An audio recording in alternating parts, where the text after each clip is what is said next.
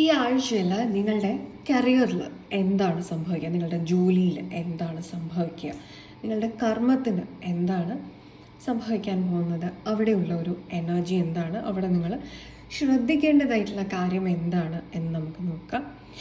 ഇതിലേതെങ്കിലും ഒരു കാർഡ് നിങ്ങൾ ചൂസ് ചെയ്യുക. Okay, yes. And card number 1 select ചെയ്തിട്ടുള്ള നിങ്ങൾക്ക് വളരെയധികം സ്റ്റേബിളായിട്ട് നിങ്ങളുടെ കരിയറിൽ ഉണ്ടാവും. ഫിനാൻഷ്യലി നിങ്ങൾക്ക് ബെനിഫിറ്റ്സ് ഉണ്ടാകും.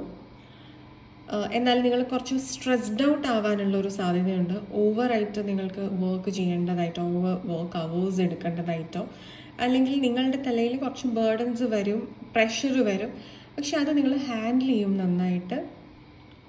ആൻഡ് നിങ്ങളുടെ ഈ ഒരു വീക്കിലെ കൂടുതൽ ശ്രദ്ധ നിങ്ങളുടെ കരിയറിൽ കൊടുക്കുന്നത് കൊണ്ട് തന്നെ പേഴ്സണലായിട്ടുള്ള കാര്യങ്ങൾക്ക് നിങ്ങൾക്ക് സമയം ഉണ്ടാവില്ല.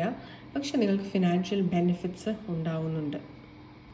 കാർഡ് നമ്പർ 2 സെലക്ട് ചെയ്ത നിങ്ങൾക്ക് ഈ ഒരു വീക്കിൽ നിങ്ങൾ ശ്രദ്ധിക്കേണ്ടതായിട്ടുള്ള ഒരു കാര്യം, നിങ്ങൾക്ക് വിചാരിക്കുന്ന കാര്യങ്ങൾ വിചാരിക്കുന്ന ടൈം ലൈനിൽ തീർക്കാനുള്ള ഒരു ബുദ്ധിമുട്ട് അനുഭവപ്പെടും. പക്ഷെ എന്ത് കാര്യമാണ് നിങ്ങളെ പുള്ളി ചെയ്യുന്നത് പിറകിലേക്ക്, അതിനെ മറികടക്കാനുള്ള ഒരു ശ്രമം, എക്സ്ട്രാ ശ്രമം നിങ്ങളുടെ ഭാഗത്തു നിന്ന് ഉണ്ടാവണം എന്നുള്ളതാണ്.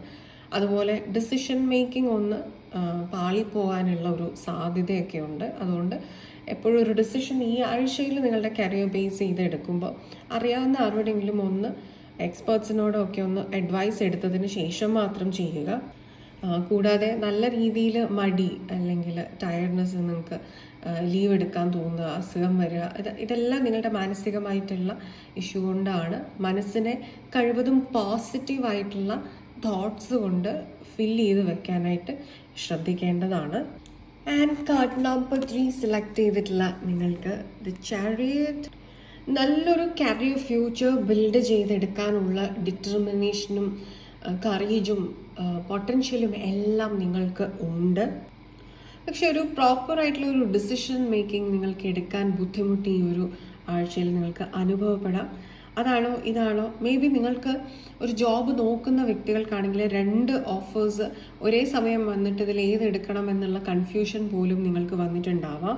എക്സിസ്റ്റിംഗ് പ്രോജക്റ്റുകൾ കൂടെ നിങ്ങൾക്ക് പുതിയ പ്രൊജക്റ്റുകൾ വന്നിട്ടുണ്ടാവാം. പുതിയ പ്രോജക്റ്റുകൾ വരുമ്പോൾ ഏതെടുക്കണം, ഏത് തള്ളിക്കളയണം എന്നൊക്കെയുള്ള ഒരുപാട് കൺഫ്യൂഷൻസിലൂടെ നിങ്ങൾ കടന്നു പോകും.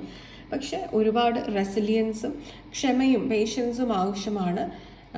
ധൃതി പിടിച്ചിട്ടുള്ള ഒരു മൈൻഡിലെ ഡിസിഷൻ എടുക്കാതിരിക്കുക.